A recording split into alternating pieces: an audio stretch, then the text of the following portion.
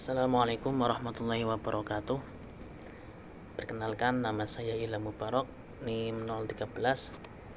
Di sini saya akan menjelaskan sedikit tentang hukum anti monopoli dalam hak kekayaan intelektual. Hak kekayaan intelektual atau HAKI memberikan perlindungan kepada pencipta, penemu, dan pemegang hak atas karya mereka, termasuk dalamnya ada paten, hak cipta, dan hak merek dagang. Di sisi lain, hukum anti monopoli juga bertujuan untuk mencegah praktik monopoli dan menjaga persaingan yang sehat di pasar.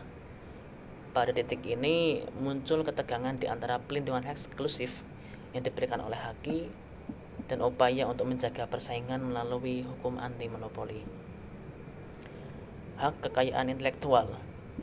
HAKI mencakup berbagai bentuk perlindungan hukum yang diberikan kepada satu individu atau perusahaan atas hasil karya atau inovasi mereka.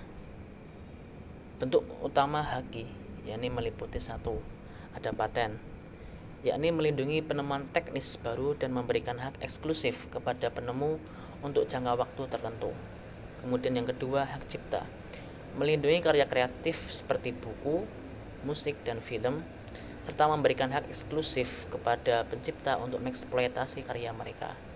Yang ketiga ada merek dagang, melindungi tanda yang membedakan barang atau jasa suatu perusahaan dari perusahaan yang lain.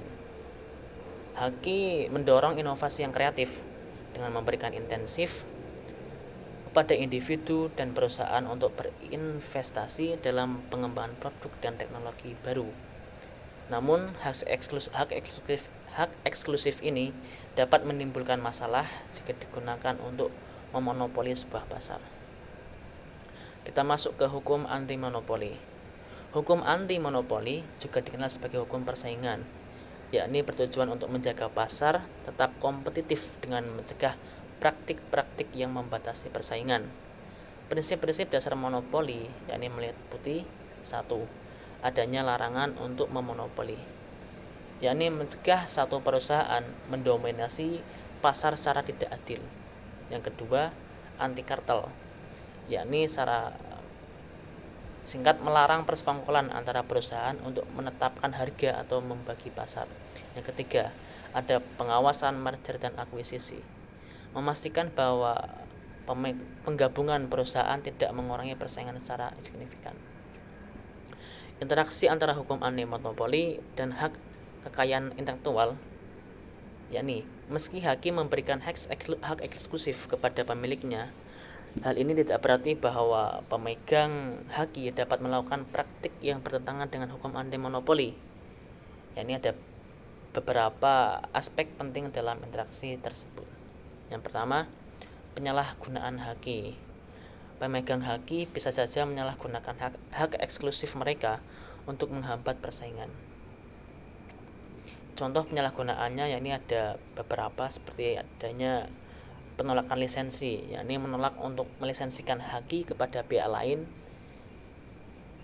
yang bisa dianggap sebagai penyalahgunaan posisi dominan jika menolak tersebut menghambat persaingan secara signifikan.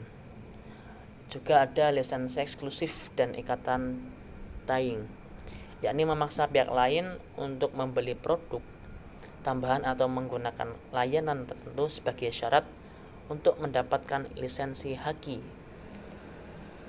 yang bisa dikatakan anti kompetitif. Kemudian dua, perjanjian lisensi. Perjanjian lisensi HAKI harus dirancang sedemikian rupa sehingga tidak melanggar prinsip-prinsip anti monopoli. Misalnya, perjanjian yang mencakup pembatasan harga atau wilayah pemasaran bisa dianggap sebagai kartel yang dilarang oleh hukum anti monopoli.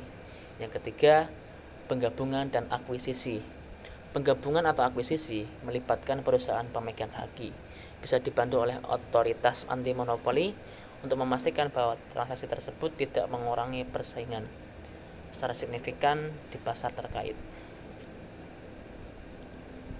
Kemudian, ketegangan antara HAKI dan hukum anti monopoli. Ketegangan antara HAKI dan hukum anti monopoli muncul ketika hak eksklusif yang diberikan oleh HAKI digunakan untuk membatasi persaingan di pasar baik global maupun pasar-pasar lokal. Beberapa contoh masalah yang mungkin muncul adalah: 1. Penyalahgunaan paten. Pemegang paten mungkin menggunakan hak eksklusif mereka untuk menghalangi kompetitor memasuki pasar atau menetapkan harga yang sangat tinggi. Kemudian kedua, pembatasan lisensi. Pemegang hak mungkin memberlakukan syarat-syarat lisensi yang anti kompetitif, seperti melarang lisensi silang atau membatasi penggunaan teknologi oleh pihak lain. Yang ketiga, adanya konsolidasi pasar. Perusahaan besar dengan portofolio haki yang luas mungkin menggunakan hak mereka untuk mengakuisisi persaingan potensial dan mengkonsolidasikan ketentuan pasar mereka. Ya, ini selanjutnya ada regulasi dan penegakan. Untuk mengatasi ketegangan-ketegangan tadi, banyak negara mengatur hubungan antara haki dan hukum anti monopoli melalui undang-undang dan regulasi yang spesifik. Seperti contoh misal dalam beberapa literatur mengatakan bahwa di Amerika Serikat misalnya, pengendalian telah menetapkan bahwa penyalahgunaan paten dapat dianggap sebagai pelanggaran terhadap hukum anti monopoli. Kemudian juga ada Uni Eropa juga memiliki kerangka kerja yang ketat untuk memastikan bahwa penggunaan haki tidak menghambat persaingan di pasar. Beberapa contoh kasus yang sudah berjalan dalam waktu-waktu lampau, yakni ada kasus Microsoft. Microsoft menghadapi berbagai masalah hukum terkait dengan penyalahgunaan posisi dominannya di pasar perangkat lunak. Salah satu isu utama adalah integrasi Internet Explorer ke dalam sistem operasi Windows yang dianggap sebagai upaya untuk memonopoli pasar browser internet. Kasus ini menunjukkan bagaimana posisi dominan di satu pasar, yakni ada sistem operasi, bisa disalahgunakan untuk menguasai pasar lain dalam artian browser internet, yakni melanggar prinsip anti monopoli. Kemudian juga ada kasus Qualcomm, di mana Qualcomm, perusahaan teknologi besar yang memiliki banyak paten penting di industri teknologi telekomunikasi, dituduh melakukan praktik anti monopoli dengan menetapkan biaya lisensi yang tidak adil dan menolak melisensikan patennya kepada pesaing. Kasus ini menunjukkan pentingnya keseimbangan antara hak eksklusif atas haki dan kebutuhan untuk menjaga persaingan yang sehat. Dari beberapa orang yang di atas disimpulkan bahwa haki dan hukum anti monopoli memiliki tujuan yang berbeda, namun keduanya saling berkaitan menjaga keseimbangan antara inovasi dan persaingan yang ada. Pelindungan yang diberikan oleh haki penting mendorong inovasi, sementara hukum anti monopoli memastikan bahwa pasar tetap kompetitif dan adil. Regulasi yang efektif dan penegakan hukum yang tepat diperlukan untuk mengatasi ketegangan antara kedua aspek ini, sehingga manfaat inovasi persaingan dapat dinikmati oleh masyarakat luas. Kurang lebihnya itu yang dapat saya sampaikan. Saya mohon maaf apabila ada kalimat yang terpilih dan kurang sopan. Assalamualaikum warahmatullahi wabarakatuh.